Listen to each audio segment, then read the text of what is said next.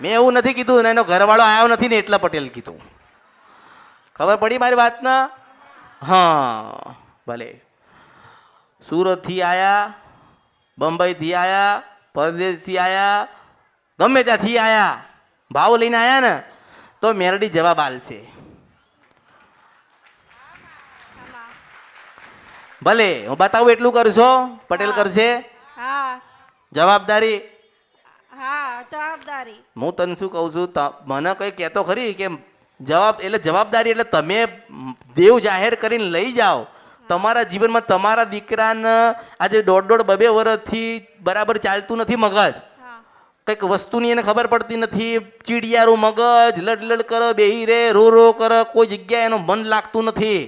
હું તમને એમ કહું છું કે તારા દીકરાના જીવનમાં પરિવર્તન આવે તો એની જવાબદારી દેવને પૂજવાની કોની? મને હું એમ તને કહું છું.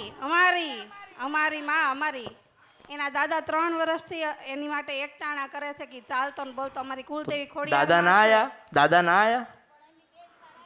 દાદાએ ના આયા, પપ્પાએ ના આયા, એમણે મોકલી દીધા? હું તમને પ્રશ્ન કરું છું, બાપને ના પડ્યું હોય? પટેલ પડ્યું હોય ને બાપને?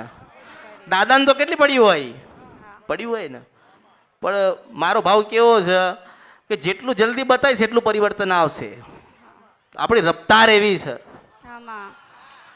ઝપટ એવી ઝપટ. જો 1 ટાણું 2 ટાણું કશું જ નહીં થાય, કશું જ નહીં થાય, કશું જ નહીં થાય, કશું જ નહીં થાય. હું તમને એમ કહું છું કે 3 દીવા તમારે કરવા પડશે. કરશો? ખોડિયાલ બ્રહ્માણી, ખોડિયાલ બ્રહ્માણી અને હનુમાન દાદા. જો એટલે કહું છું, અઘરું હોય તો કહું ને, નહીતર મારે શું કરી શકશો? હા માં.